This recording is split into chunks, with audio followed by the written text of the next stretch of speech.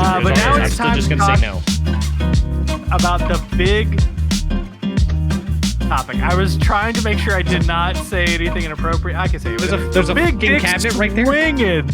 Yeah, there's a swinging cabinet right there. It was really funny where Josh is like, whoop. The big dick swinging topic of our show, which happened yesterday. We record on Tuesday. It happened on Monday, the 21st.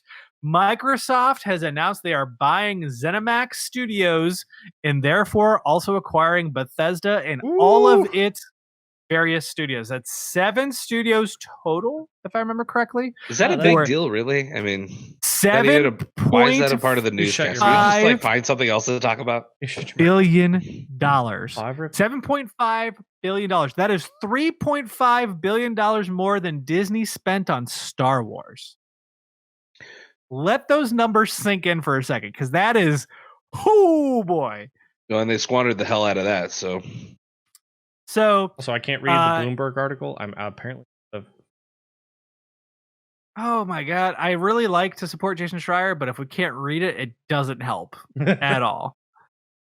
Like even a little bit. Go away. I'm trying The thing is, like, with these types of games, they are very much pointed at a very specific niche of people. But at the same time, this consequence is going to. What this is going to do is spread over time. It's not going to be an immediate effect thing.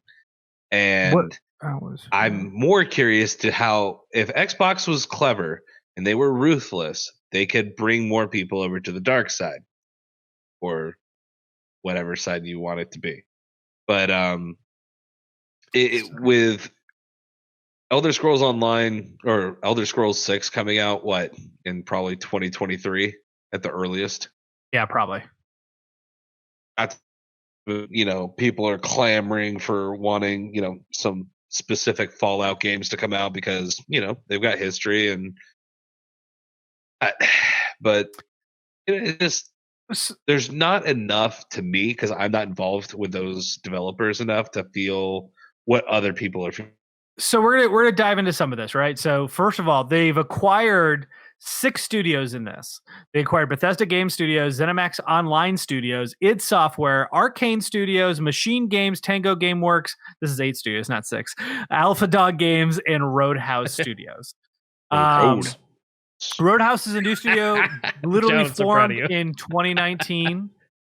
Alpha Games, or Alpha Dog Games is iOS, so that's basically where they get their Fallout Shelter and stuff like that. Yep. Tango Gameworks is known for The Evil Within, The Evil Within 2, and then the various games that are surrounding that. Machine Games is Wolfenstein, so all the Wolfenstein games that have been recent memory are from that. Arcane Studios is Dishonored, Dishonored 2, and the newest version of Prey, while id Software is literally the people who made Doom. They started with Doom. They actually are the progenitors of Wolfenstein 3D and Quake. They are the fucking big people we're talking about, the first-person systemic gaming. Yeah.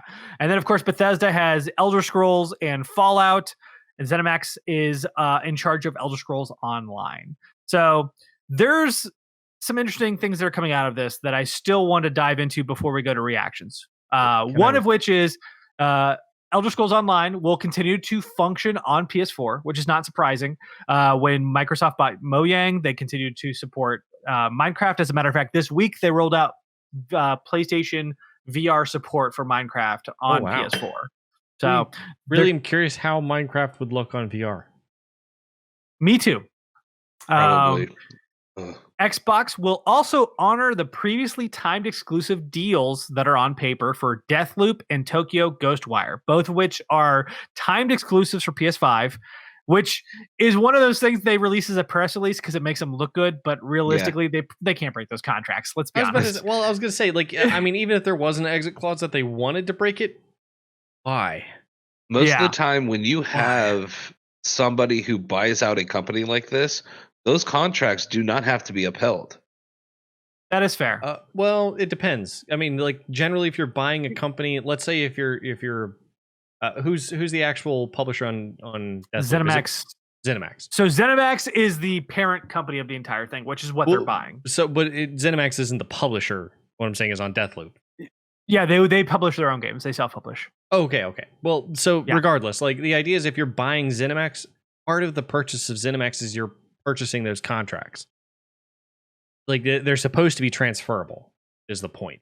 You're supposed to be just as responsible for those as no like and I guess this may be a bad equivalent, but like if you buy a house in an HOA zone, for example, HOAs are legally enforceable. You have to sign that contract if you buy that house. If you buy the property, it's part of the property. It's not necessarily part of who owns it. There's an argument to be made that they could come back and renegotiate the contract, but I do agree. I think they have to keep that contract. Oh, they do as it is. I mean, if they wanted to try to negotiate it and say, well, you guys said, asterisk available on PC as well. Hey, let's make that Xbox also, they might be able to renegotiate for that kind of thing. As a timed exclusive, just like they said with Deathloop and the other one, Tokyo Ghostwire. So like if they decided like, hey, the rest of these can also be, the rest of, like anything else that we negotiate as well from here on out, could also be timed exclusives that release to Xbox later. That's something they would probably. The only thing I can think of is that there would be something where if the time exclusivity failed under any circumstance, they would be refunded whatever money they were giving for the exclusivity. Microsoft is like, I'd rather keep the money. Well, yeah, after spending $7.5 billion. I mean, at that point, that transaction's so far forward, like whatever money would have been exchanged in that contract is probably more than a year in at this point. So like, what would be the point of trying to reverse that or find the exit clause to get out? It's more likely I could definitely see you wanting to grab Deathloop out of that, though, and going, it would be really nice to have that, so close to launch. So let me lay down the facts, and we'll go in. We also have Bethesda's own statement in which their who is it, CEO? I cannot remember what he actually fits in. He's the spokesperson at every single one of their E3 conferences. Bithell? No, Pete Hines. He is the PR of marketing. Has talked about why they're joining Xbox, stating basically it just gives them more resources. That's the whole point. They can make the games they want without having to worry about, which is pretty much what everyone has said. Seemingly they'll be left independent, but they can continue to make the games that they're looking for. I'm sure somebody else has made this statement at this point of this comparison, but Microsoft is becoming Epic. Yes, very much so. Mm-hmm. Very much so. The difference is they want to be the seller of software. I mean, the difference is this is the first right step that they would have made. Epic's made a lot of other right steps in. But yes. Microsoft is in a very good position to become a better Epic as long as they. I mean, can you imagine if Microsoft absorbed Discord? Well, that's the thing. They've already that's a hell of a migration because we were just talking about this the other day. Tencent, if you guys didn't know, owns a good market share of Discord. I didn't realize. Yeah, but I mean, Discord's a pretty valuable asset to pull in, so that's a pretty big buy. But I don't know, Microsoft got deep pockets, bro. I mean, they got deeper pockets than Epic does. I mean, Epic's relying on one game at this point to really fund their entire venture at this point. Which, don't get me wrong, has been profitable. But Microsoft also have their Unreal Engine. Microsoft has. They make what we just talked about is 82% or 87% of the market share of operating systems on the in existence right now, or for desktops. Yeah, granted, Unreal Engine is quite a big dick to swing on their part. I would not downplay Unreal Engine considering how many games it is used. And it's not just Unreal Engine is not just used for games; they're used for other things too. 100%. But Fortnite was still the primary moneymaker, wasn't it? So Fortnite is their biggest moneymaker to date. It is making more money than Unreal. So they're definitely making the moves they're making now because they have that cash. But to downplay the impact of Unreal on Epic, no. I'm not saying the impact is awful. What I'm saying is the revenue stream that each company has is vastly different than, one than the other there, I mean, Microsoft is the apparent company, and it's not like Google where there's Alphabet is the parent company where they've got to do money movement between subsidiaries. No, it's just straight up Microsoft. Yeah, you got Xbox division and you've got Windows division. Done. They chose not to spin that off. Actually, they kept it as directly under Microsoft, so they can just throw in money whenever the hell they want. Mm-hmm. I was laughing, segue real quickly, because I was reading the Bloomberg article the morning it came out, and Microsoft was down like 4 points. So What? like the stock ticker was showing Microsoft down while I'm reading that they bought Bethesda. I mean, at that point, it's like, okay, let's just go and buy real quick. And yep. Let's put it this way: how much do you think Fortnite makes them a year? I don't know. I don't know. It was a couple $100 million, I thought, wasn't it? $3.5 billion a year. There you go. So in 2 years, they can buy and Epic is saying that without exact numbers, but annual revenue from license agreements for Unreal Engine is somewhere in the ballpark of about $1 billion, give or take, 50% one way or the other. What the revenue for Windows is. Yeah.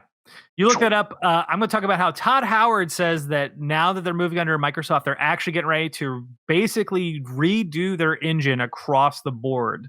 So Bethesda is notorious for their buggy engine. He is very excited about the fact that Microsoft is basically giving them tools to allow them to completely overhaul their engine to make sure that it is the best version they could have possible for the next Fallout game, Starfield, and more.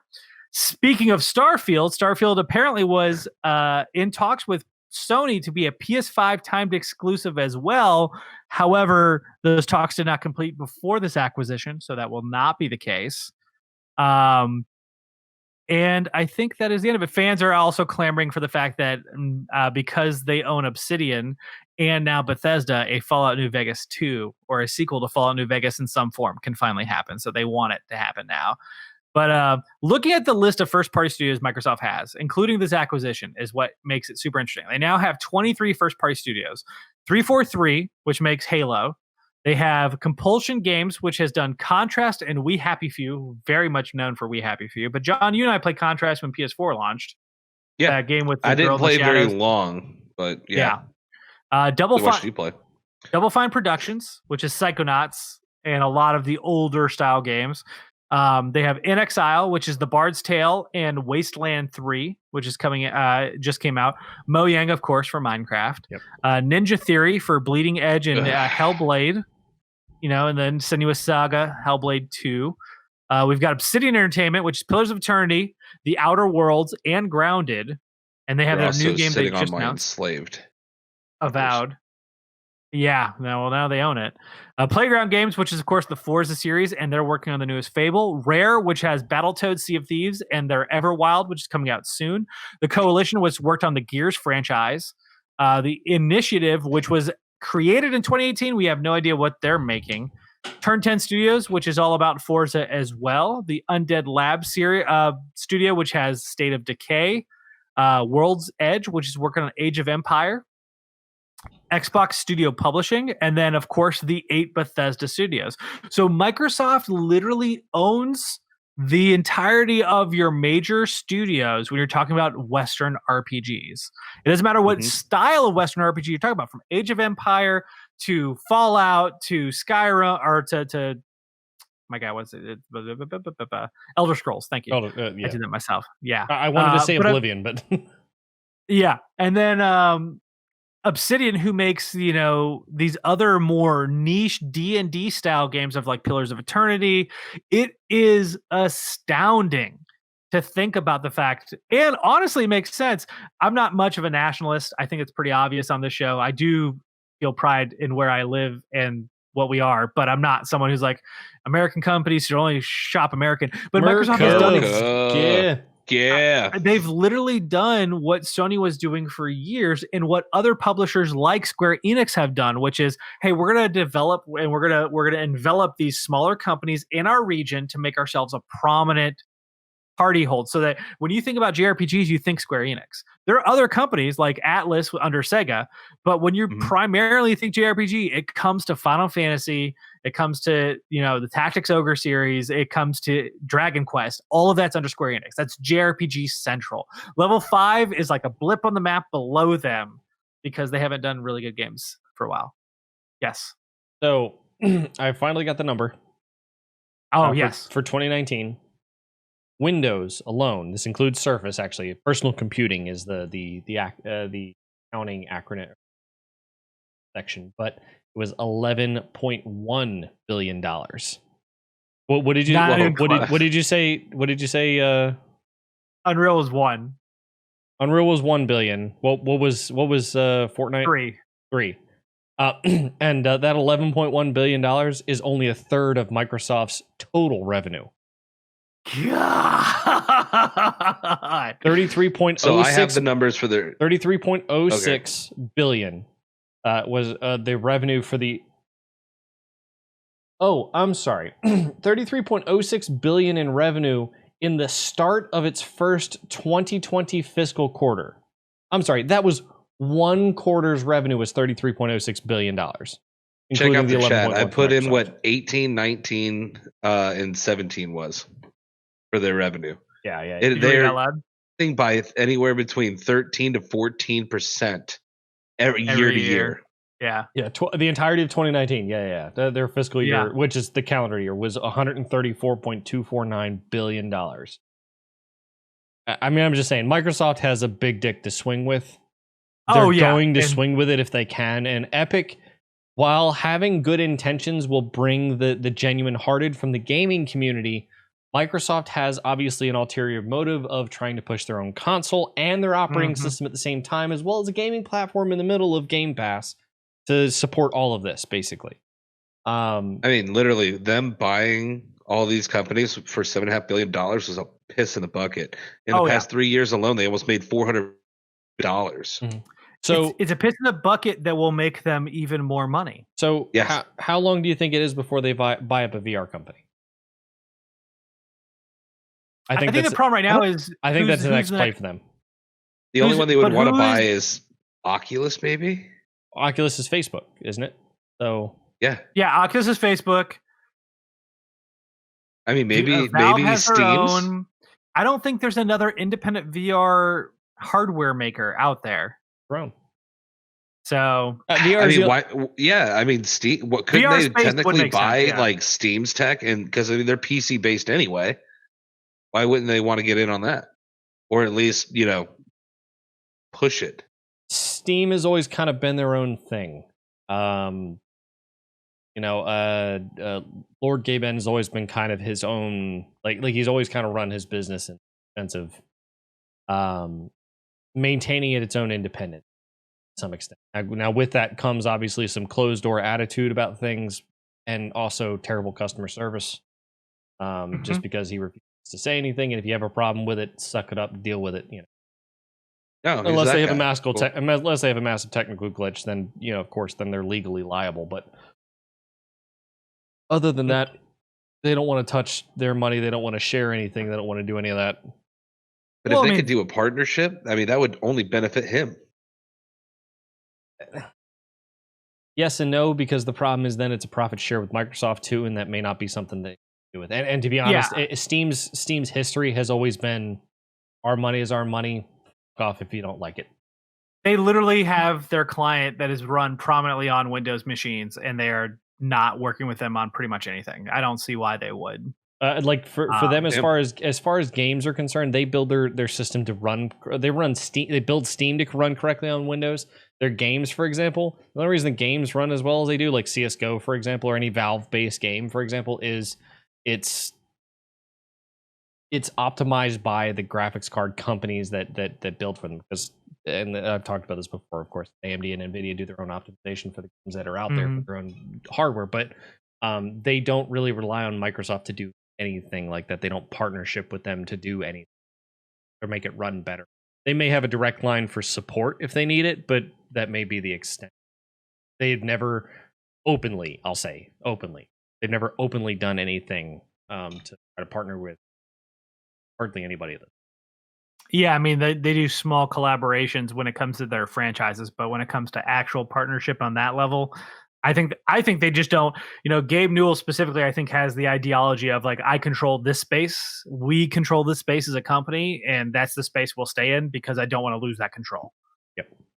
Ultimately, but dialing back to the Bethesda acquisition, I think what is super interesting here is one. The impact, of course, on other consoles, right? Like Skyrim has released on 14 different consoles, including the Switch, including PS4. And sold well enough. I mean, 30 million copies across 14 consoles isn't a terrible thing to sneeze at. Though it's interesting that it's only 30 million across 14 consoles when Grand Theft Auto 5 I think has sold. You know, 1 sec. We had a Wikipedia article not Yeah. that long about it. Honestly, it's no different than Sony's franchises, right? A majority of Sony's franchises that are prominent, especially in the PS4 age, they tip the scales of 10 million. Spider-Man, I think, is at 14.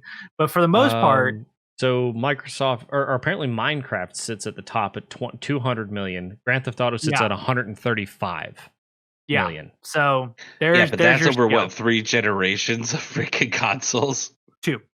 Only 2, about to be 3. 2013 was the release of Grand Theft Auto 5. Yeah. So PS3 and PS3 and 360. Yeah. 2, 4, and 1. Yeah, the PlayStation's most successful is anywhere between 15 to 10 million, and that's between Uncharted. Spider-Man's their most successful, I think, if I remember correctly, on PS4. I didn't know this. PUBG apparently sits at number 5. Spider-Man. Let me see if I can find.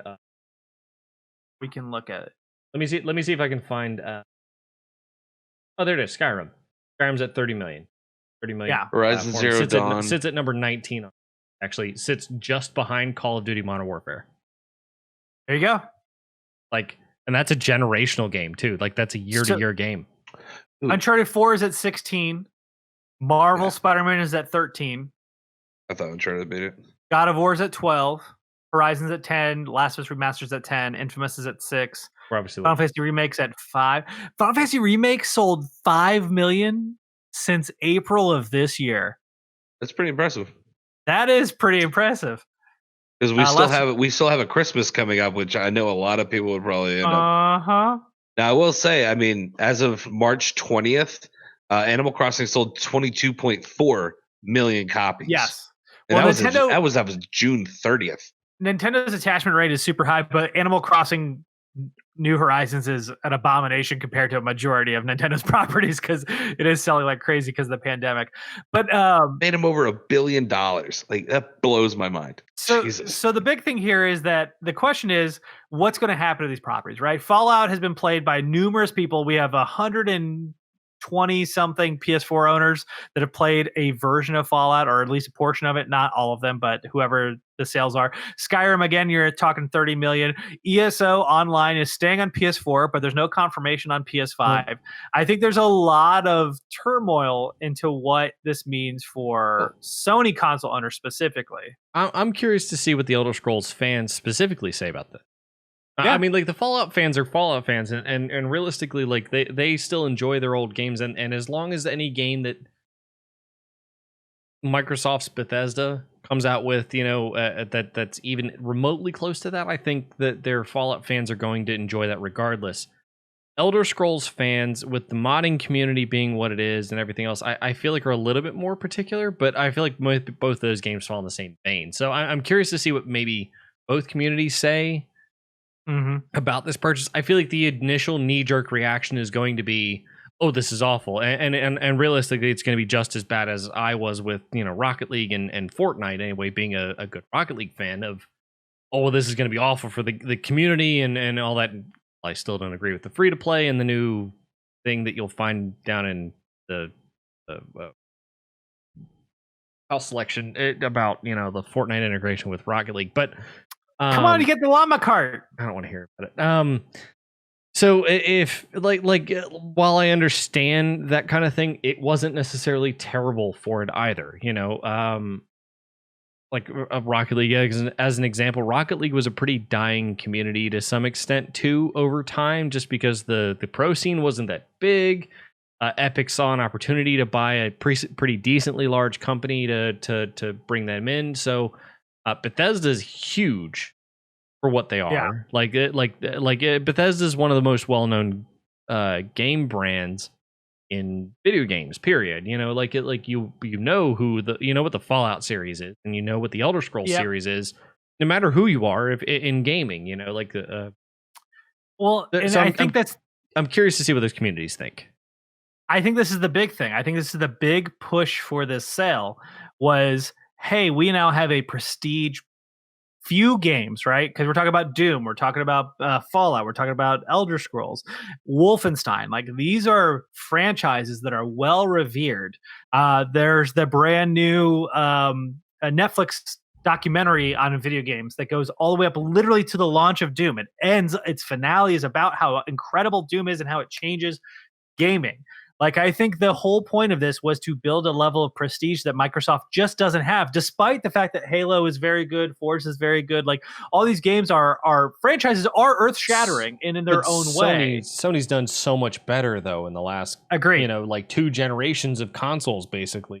But you know, to really showcase what they can do with their hardware and what kind of game development platforms are available, what storylines are created from these amazing game setups too. This amazing hardware. So let's not forget they took a lot of risk and they benefited from it. I mean, the revamp of God of War, Horizon Zero Dawn, all of these things were.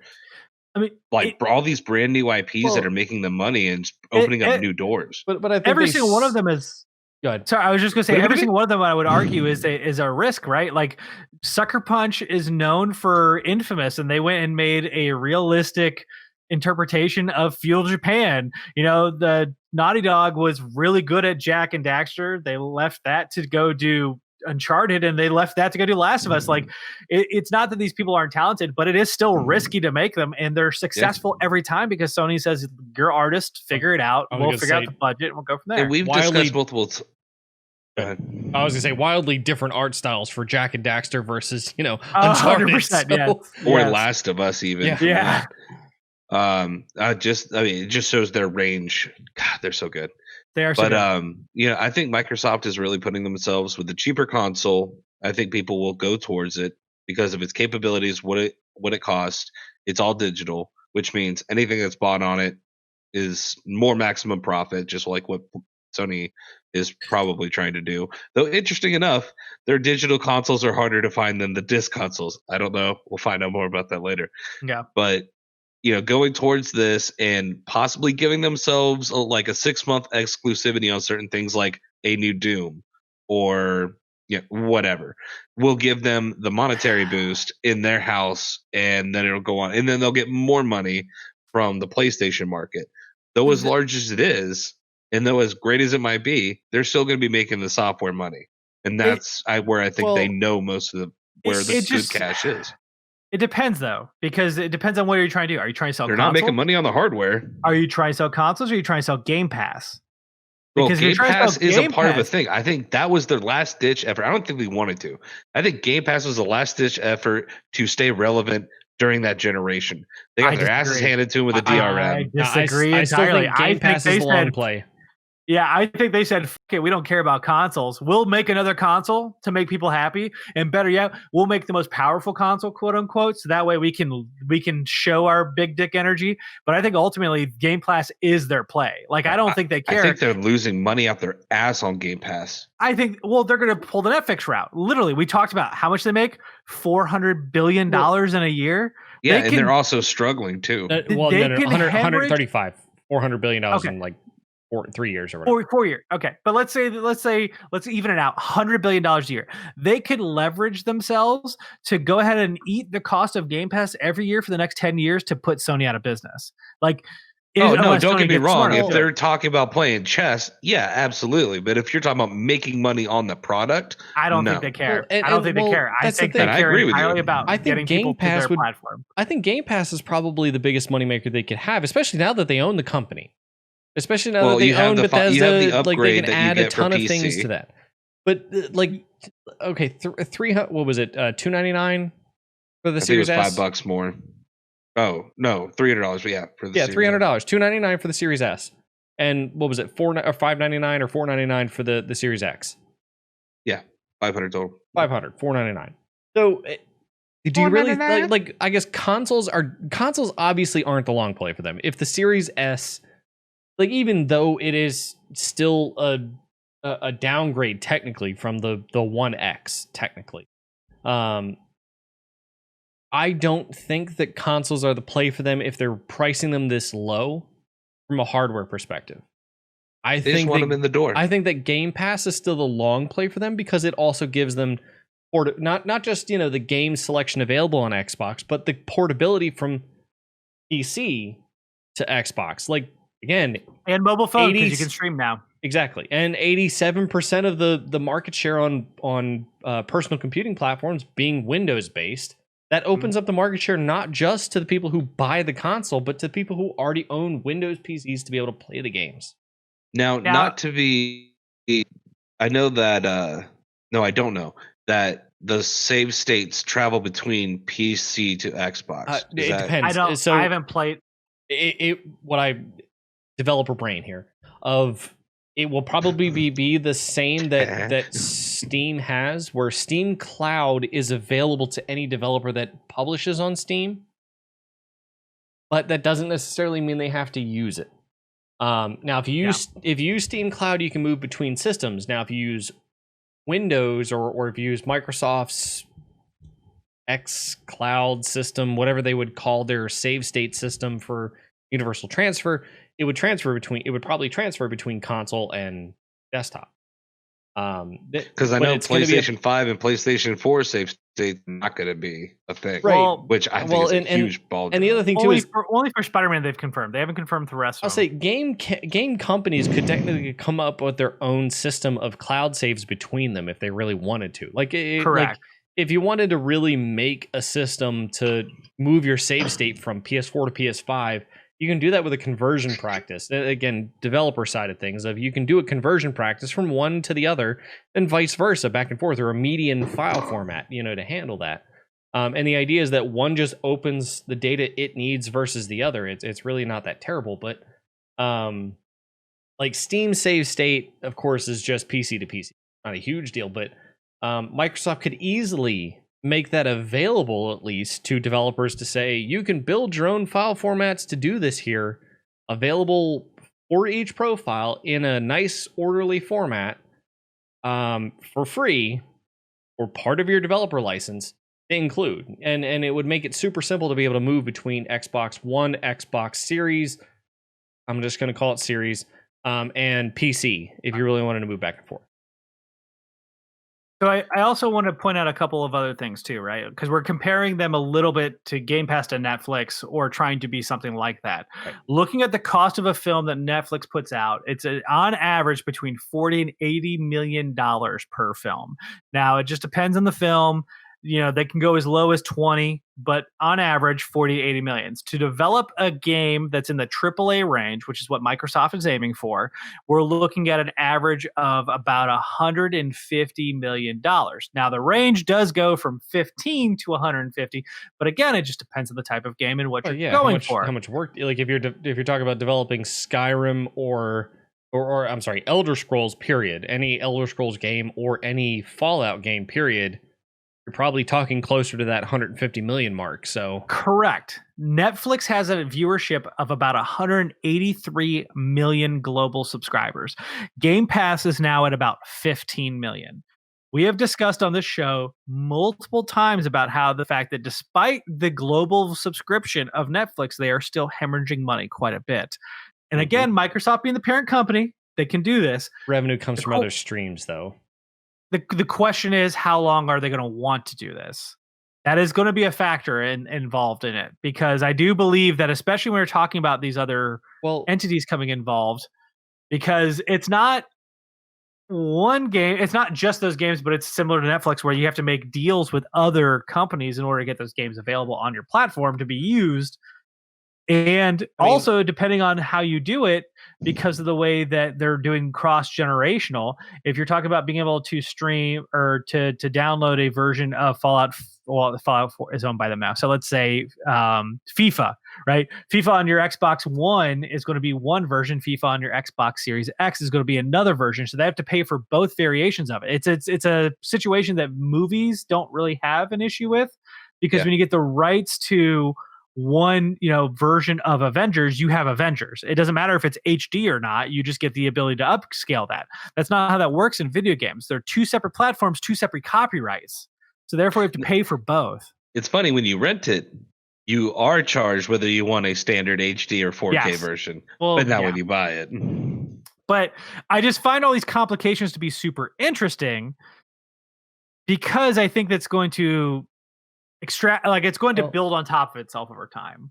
I was gonna say part of the argument we were also, or I guess maybe the assumption of, like I guess the comparison with Netflix and Game Pass there would be that every new game that's released is immediately available on Game Pass.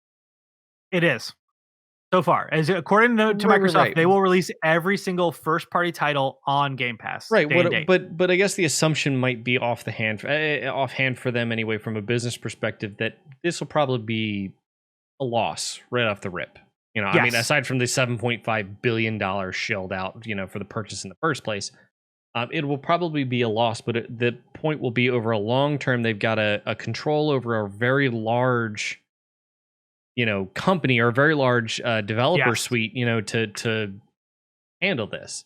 I mean, They're making like $225 million a year on Game Pass right now if their concurrent subscriber right. stays at 15 million. If we're- But games like ESO, people are going to play for months and months and months and months. Mhm. They will make their money back within 4 months. I mean, Yeah. Skyrim sort of, and Skyrim may be a bad example just because it might be the top end of this, but Skyrim has grossed $450 million for Bethesda.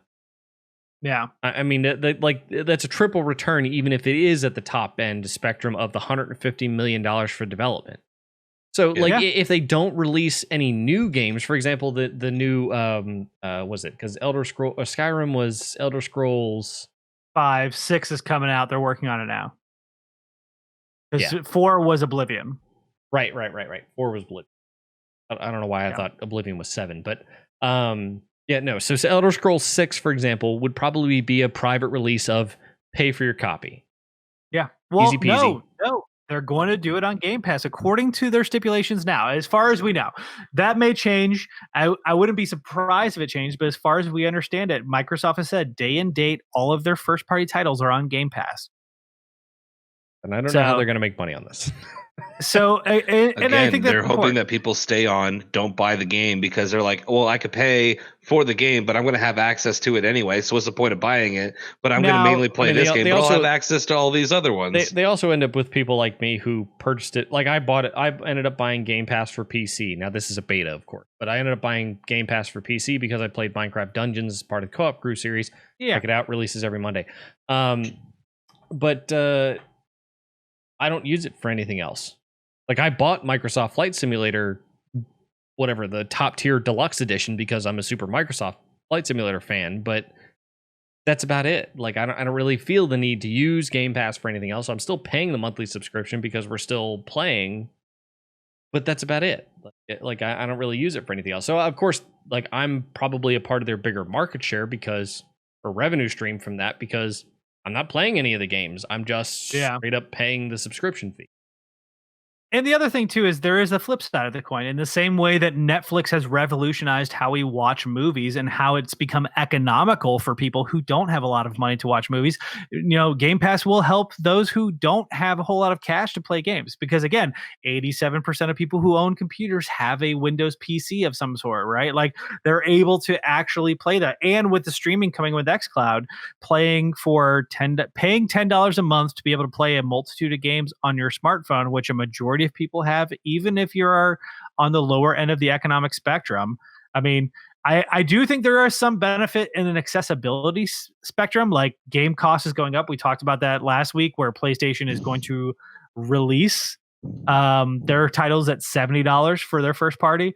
So $70 is even more. That's 7 months worth of Game Pass. If you can promise that you're going to give me Halo and Gears and now Bethesda titles for $70, like for my $10 a month, why would I not want to? I think there's some value here. The question really does become, you have now bought an irreverent company. They have franchises that are well beloved across the spectrum.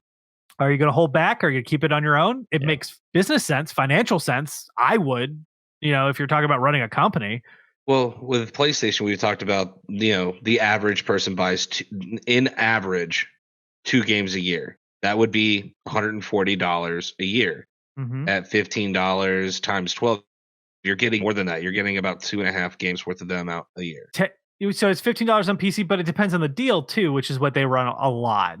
Well, the Game Pass Ultimate is all going to be wrapped up, right? Like, it's not going to be a differentiation. So currently, there's still only the 10 and 15. 10 on console, 15 on PC. For some reason, I thought, I don't know. They've talked about it. They haven't confirmed or moved in that direction yet. So, but even still, if you're talking $15 a month for when you rent it, as someone who's running Microsoft's team, I wouldn't put it on PlayStation. I would 100% say, guess what? You have to sign up for Game Pass. You have to play it on your PC or wherever else. Or make Game Pass suddenly available for PlayStation. So that requires I think they'll make Sony more than enough with the exclusivity. They'll get the money, people coming up front to get on their system, and those who don't have an Xbox or are stuck are going to get it later on their PlayStation, and they'll get that software money. Now, it's also important. Depending on this, how this, iOS, Apple, like Play Store versus App Store thing goes. Yeah. Realistically, like Microsoft could claim the realistic side of this is Microsoft could try to push Game Pass on PlayStation. Sony could straight up say no, but depending on how this iOS versus Android thing goes versus Epic thing goes, Microsoft could go, well, you're trying to go for some antitrust practices. You're trying to go monopolistic, aren't you? We want to be able to push our marketplace on your platform. That would be a dangerous precedent. It would be really interesting to see, but again, I love how no matter what episode it is, we keep coming back to this Apple versus Epic thing. 100%. I don't think they're going to win this. I just don't. There's no way you could force someone to sell something in their store. You just can't. But on an entire platform is different, or might be different. We'll find out. We'll find out. So I do think that Sony. Yeah, I do think Sony has to find a way to respond to this. There are rumors that they have thought about buying Square Enix or Capcom, which would make sense to me. Japanese company buying a Japanese company, just like we had a Western company buy a Western company. But any final thoughts before we wrap this up? No. I think Microsoft's in a good position now. I'm curious to see what they do with it from a revenue stream, because without increasing the price of Game Pass or selling games outside of Game Pass and going against their own word, I don't know what the hell they're going to do. Yeah. Time will tell, baby. Yep. Please let us know what your thoughts are on Bethesda's acquisition by Microsoft in the comments, floating directly above, like right next to my Jurassic Park poster. You see it right there? Like it's right there. See it? You can take a look. But now I think it's time for last one.